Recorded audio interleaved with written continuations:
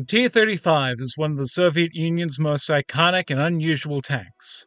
While multi-turreted designs had their heyday from the early 1920s to the late 1930s, the T-35 took this concept to the extreme.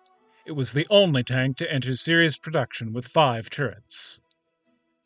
At the time of its debut, the T-35 was hailed as a marvel of Soviet engineering. It wasn't just a weapon, it was a showpiece.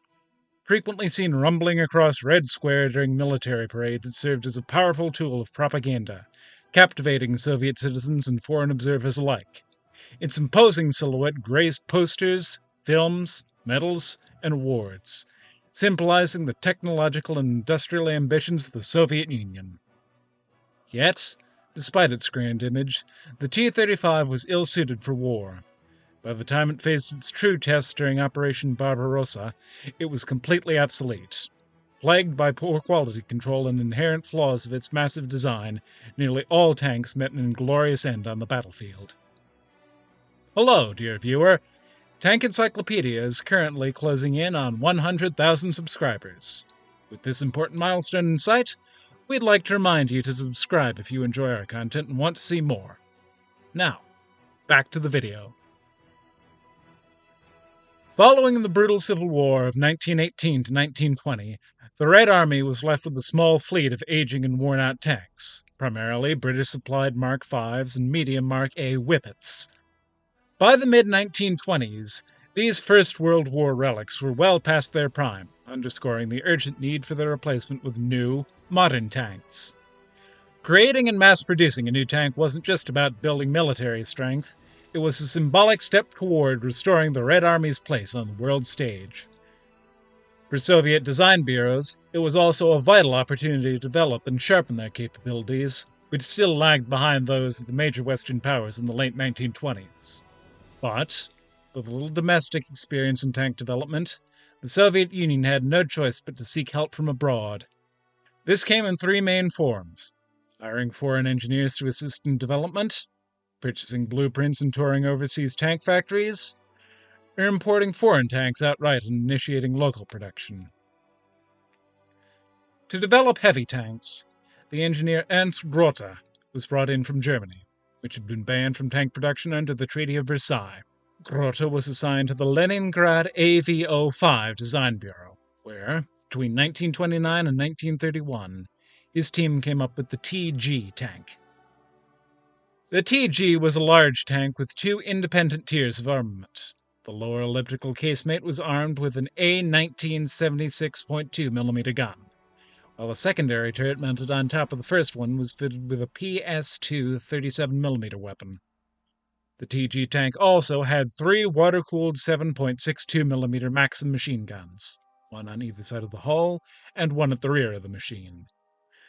The vehicle weighed 20 tons, was powered by the M6 aero engine, and could reach a maximum speed of 35 km per hour, or 22 miles per hour. Suspension consisted of coil springs, and each side of the vehicle had 5 large-diameter road wheels. The TG had a crew of 5. The vehicle was tested in April 1931 and was quite successful, displaying good cross-country capabilities, relatively good speed, and acceptable reliability. A noted flaw, though, was that the fighting compartment of the vehicle was very cramped. In the end, the TG project was dropped, not due to the vehicle's performance, which was better than most contemporary Soviet prototypes, but due to costs. A single TG would have cost 1,500,000 rubles, which, for reference, would have been enough to buy 25 BT-2s. A new heavy tank prototype, designated T-35A, was designed in early 1932 and was produced by the Kharkov Locomotive and Tractor Works. This first prototype had 6 pairs of road wheels arranged in 2 pairs per bogie. Each bogie was fitted with coil spring suspension consisting of 2 pairs of springs.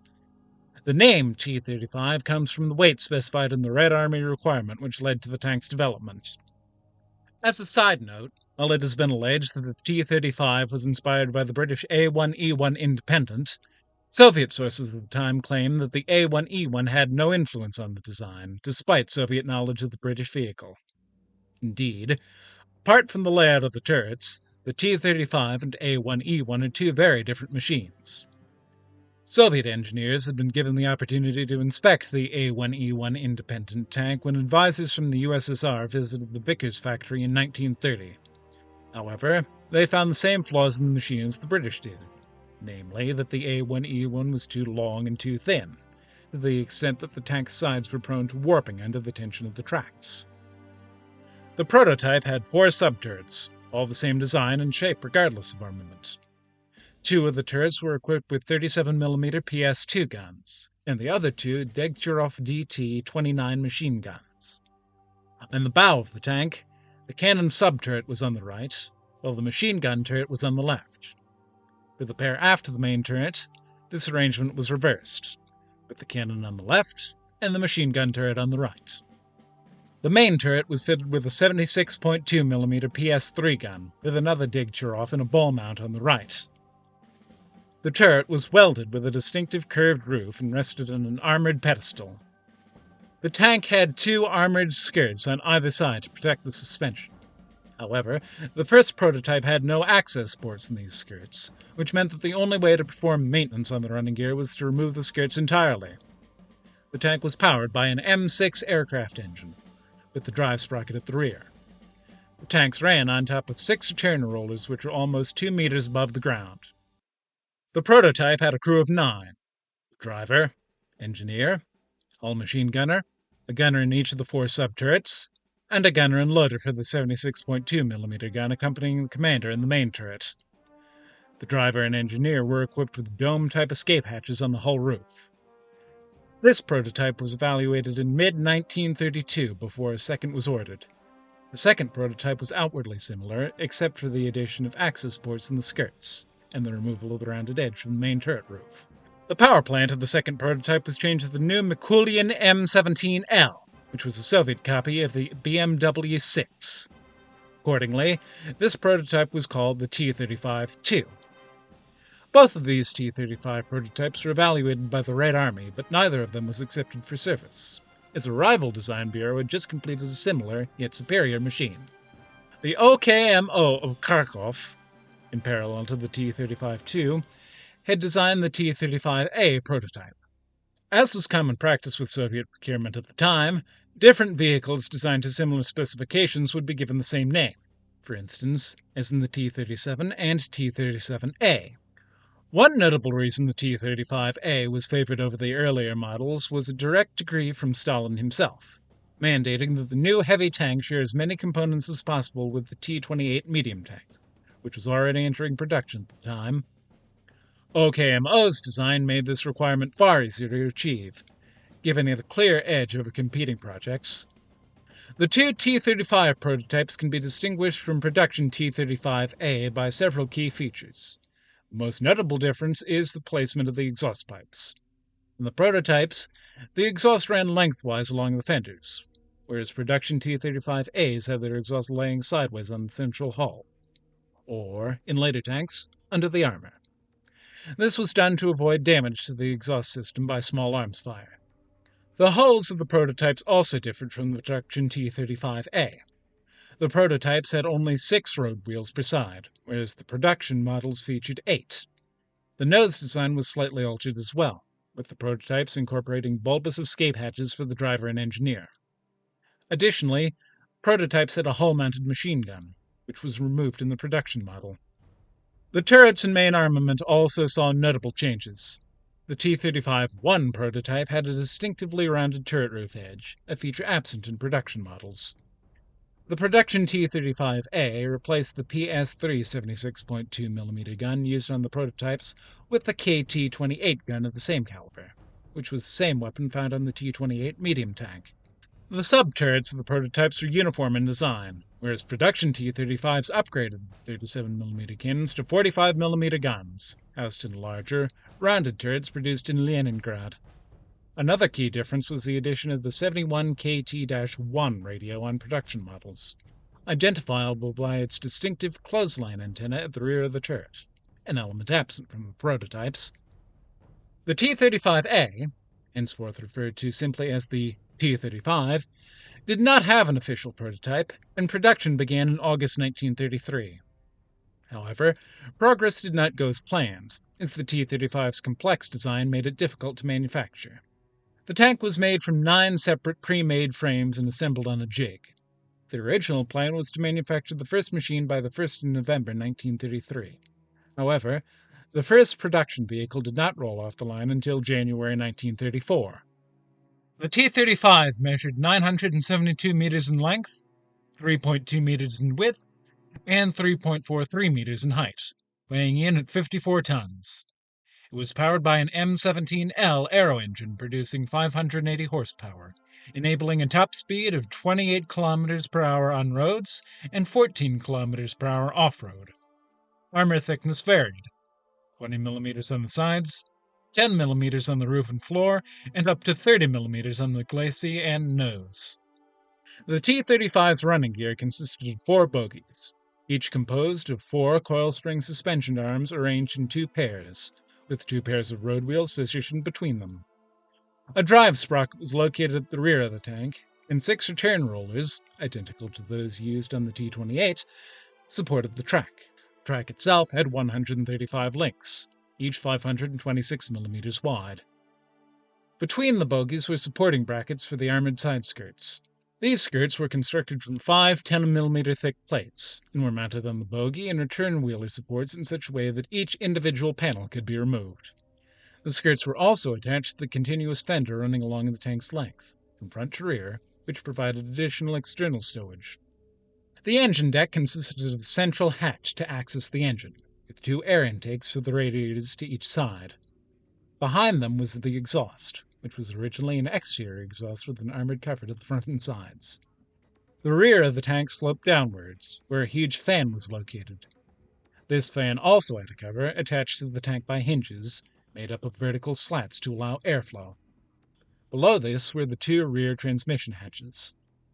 The T-35 featured 5 turrets concentrated in the front 2/3 of the hull, with 4 smaller sub-turrets arranged symmetrically around the central, raised main turret.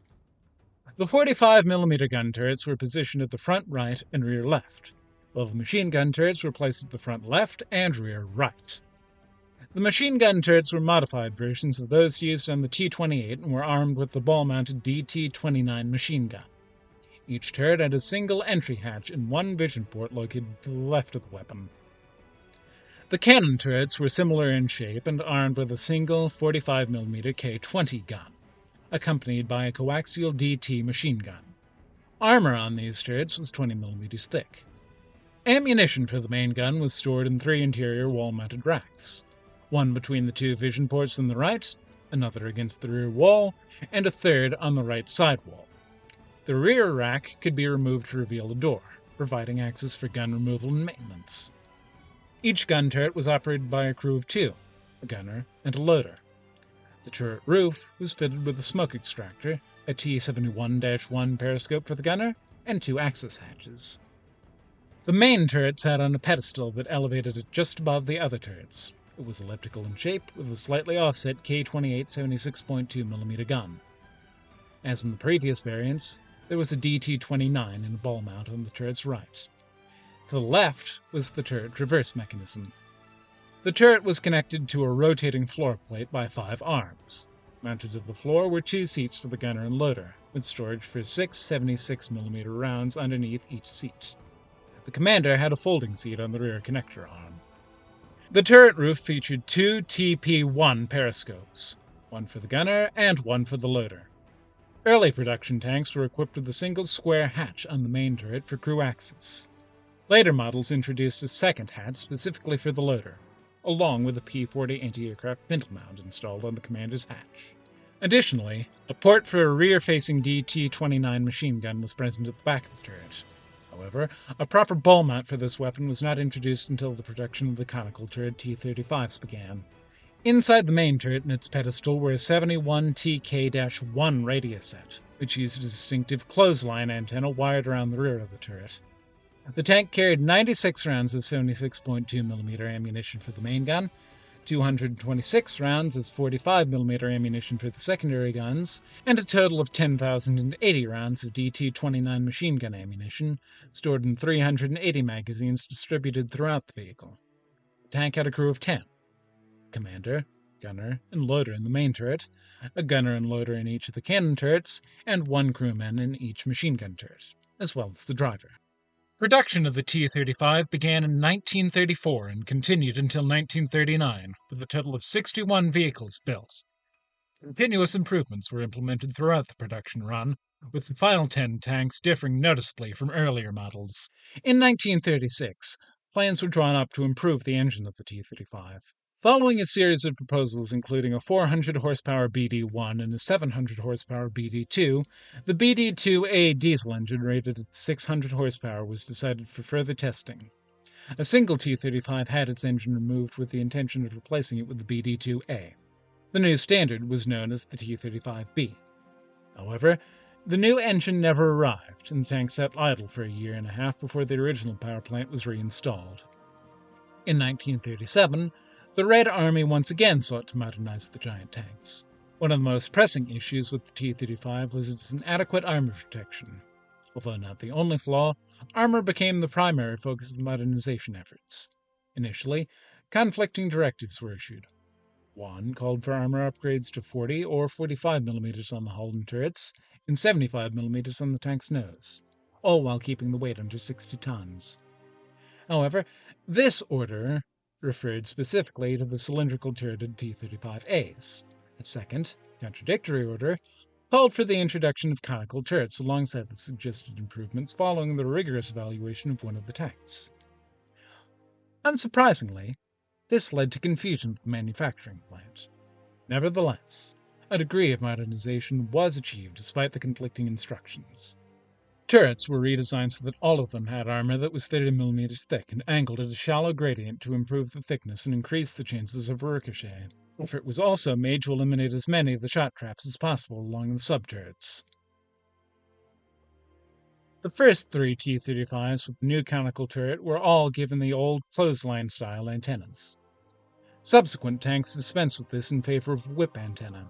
T-35 744-63 was changed further, dispensing with the rear machine gun mount on the main turret and introducing the BT-style hatch on the machine gun turrets and on the main turret for the loader. The last 4 T-35s were noticeably different from the previous production. Firstly, the skirts were redesigned to have square axis hatches rather than triangular ones. The turret substructure now had angled sides to better deflect shots, and the driver's hatch was also changed to the BT type. By this time, however, the T-35 program was cancelled, as the concept of a multi-turreted tank had been proven to be a failure. Even so, at least for propaganda purposes, the T-35 still had potential, and it was in this field that the type saw its most notable use. The T-35 featured widely across Stalinist propaganda of the period, including one occasion in which 20 of the machines were assembled for a parade in Red Square. The T-35 was first assigned to the 5th Heavy Tank Regiment on the 12th of December 1935 when the regiment was reorganized into the 5th Independent Heavy Tank Brigade. In 1938, after the summer maneuvers, the brigade was transferred to the Kiev Special Military District, where it was renamed as the 14th Heavy Tank Brigade. 48 of the tanks were later transferred to the 8th Mechanized Corps. 2 were sent to the Moscow Military District, and 6 were sent to the 2nd Saratov Tank School.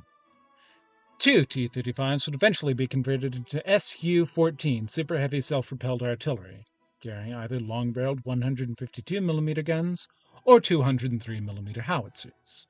As the T-35 became increasingly obsolescent, there was some thought given to simply converting all of the chassis into gun carriers, but only 2 ended up being so converted before the Soviet armored force found itself thrust into World War II. In June 1941, on the eve of Operation Barbarossa, 5 tanks were undergoing modernization and refit back in Kharkov. 1 T-35 is listed as being present at the Polygon scrapyard ready for disposal. A second T-35 was in Moscow. 4 T-35s are known to have been in Kharkov, and a 5th is unaccounted for. The remaining 6 were at Saratov. So the stage was set on the eve of what would become known in Russia as the Great Patriotic War. The 48 T-35s that were in the 8th Mechanized Corps were deployed in the 67th and 68th Tank Regiments of the 34th Tank Division. These tanks were deployed at the depots west of Lvov, with the 67th Tank Regiment deployed in the village of Gorodok, 20 kilometers west of Lvov, while the 68th Tank Regiment was deployed at WWII, 30 kilometers west of Lvov. After the German invasion on the 22nd of June 1941, all of the 34th Tank Division's T-35s were lost between the 24th of June and the 5th of July. Some did fight, like at the Battle of Verba, where 4 T-35s took part in a Soviet counterattack as part of the larger Battle of Brody. While the vehicle showed its ability to take damage and keep going, all 4 were eventually lost to a combination of German air power and dug-in 88mm guns. You can expect a video going over the Battle of Verba in detail in the near future. Given the chaotic nature of the fighting during the early months of the German invasion when the T-35 saw the sum total of its combat experience, records of exactly which vehicles did what in which place are almost non-existent. What does seem clear is that most T-35s were destroyed not by enemy action, but by mechanical failure induced largely by overwork and deferred maintenance. The last time that a T-35 definitively engaged in combat was during the First Battle of Kharkov in late October 1941. During which 4 T-35s which had been sent back to the factory for reconditioning had their drivetrains hastily overhauled, had fresh armament fitted, and were driven out of the repair shop directly into the defense of the city. Beyond this, it is known that the Germans captured one vehicle which they used for testing, and later as a static pillbox. Another T-35, which the Soviets had retained behind the lines for training, still survives today at Kubinka. A detailed examination of the T-35A in this period can be found in the book Fallen Giants, the combat debut of the T-35A tank, by Francis Pullen. For those of you who might be interested, we've included a link in the description. Lastly, it is worth discussing how the Germans referred to the T-35. The Germans were aware of the giant Showpiece tank and even had some intel on it before the invasion. A German intelligence bulletin uses the T-35A designation for one of the vehicles that they had identified. However, the depicted shape is wrong. They picture a conical turreted T-35 with no subturrets and a 45mm gun mounted centrally in the forward hull.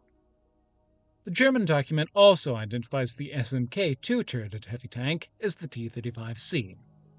While the T-35A and SMK were not related, given the mistake the Germans made about the T-35A, it is easy to understand the error. Some online sources use the T-35B designation for the conical turreted T-35A.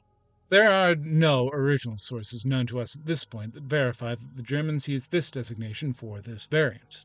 However, given the Germans used the T-35A and T-35C designations, this does seem plausible. That concludes our video article on the T-35. I'm sure you have some opinions on the 5-turreted Soviet land battleship. Let us know in the comments below. If you haven't done so already, we invite you to subscribe to stay updated on future content. If you'd like to contribute further, please consider supporting us on Patreon or PayPal. We want to especially thank our medium and heavy tanks Patreon supporters, Dan Fitzpatrick, Dave Shuford, Leslie Hulkauer, Michael Herman, Owen M., R. Rob, and Wolfhund. Your generous contributions help fund our research, illustrations, and video production. Until next time, keep us in your sights.